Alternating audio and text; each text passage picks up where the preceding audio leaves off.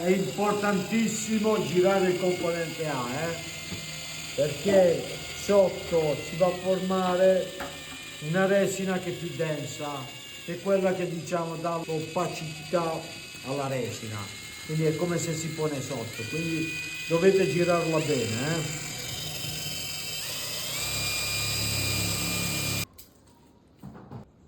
Prima di mettere il componente B misceliamo bene.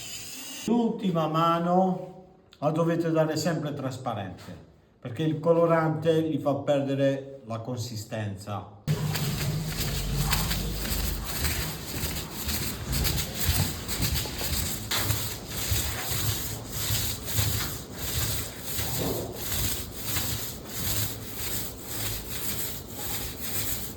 È molto richiesto questi pavimenti proprio omogenei, che non si vedono spattolate, niente.